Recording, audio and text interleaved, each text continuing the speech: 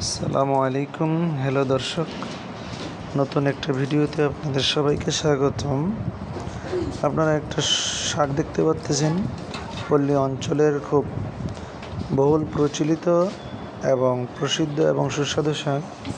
এই শাকটার সুন্দর একটা ফুল ফুটে, যেটা দেখতে অনেক চমৎকার, দেখতে অনেক কিউট। এই শাকটা আপনাদের এলাকায় কী বলে এই শাকটাকে ডাকে একটু অবশ্যই জানাবেন। যদি আপনাদের সময় হয় কমেন্ট করে জানাবেন। এই শাকটা আমি যেখানে থাকি সেখানে দিনাজপুরের আঞ্চলিক ভাষায় এটাকে টেকনাই শাক বলে। এই টেকনাই শাক সাধারণত দিনাজপুরের স্থানীয় যারা বাসিন্দা তাদের কাছে অনেক প্রিয় একটি শাক। মূলত এর পাতাগুলো খায় না, এর গাছের গোড়া থেকে নিয়ে এর যে পাতার আগ পর্যন্ত যেই ডেরাটা, এই ডেরাটা মূলত খায়।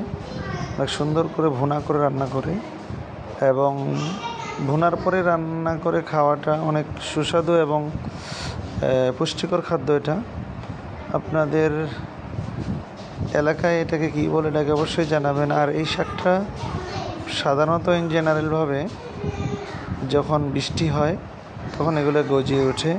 এর বীজগুলো খরার দিনে এগুলো ভিতরেই থাকে, কিন্তু যখন বৃষ্টি পায় বৃষ্টির দিনে এগুলো অনেক সুন্দরভাবে খুব তরুতাজা হিসাবে তারা গাজায় ওঠে। দেখেন ফুলটা অনেক চমৎকার। আমি এগুলো শাকগুলো খুব তিলে তিলে বিভিন্ন জায়গা থেকে দুই একটা করে আনা বিক্ষিপ্তভাবে ছড়ানো ছিটানো ছিল। আমি এগুলোকে এখানে সমন্বয় করেছি। এদিকে কিছু কালাকচু লাগিয়েছি, কালাকচুর পাশে আরও কিছু ওই একই টেকনাই শাকগুলো লাগাইছি। আপনারা দেখতে পাচ্ছেন এখন মৌসুমের দিন, বৃষ্টি বাদলের দিন, বৃষ্টি পড়তেছে, তাই দেখতে শাকগুলোর মাঝে যৌবনতা ফিরে আসছে।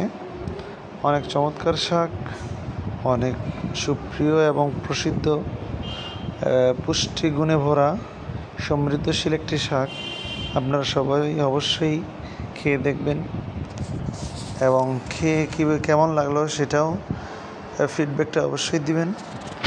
আর আমি রিকোয়েস্ট করব আপনারাও আপনাদের বাড়ির আশেপাশে যেই অনাবাদি ছোট্ট ছোট্ট আনাচে কানাচে জায়গাগুলো আছে সেগুলোতে বিভিন্ন ধরনের পুষ্টিগুণ শাক রোপণ করতে পারেন। এতে আমাদের শারীরিক যে দৈনন্দিনের যে পুষ্টিগুণের চাহিদা সেইটা অনেকাংশে মিটে যাবে। আমরা যেহেতু নিম্নবিত্ত ফ্যামিলি, তাই আমাদের এই ধরনের পুষ্টিগুণ খেয়েই আমাদের চাহিদা মেটাতে হবে।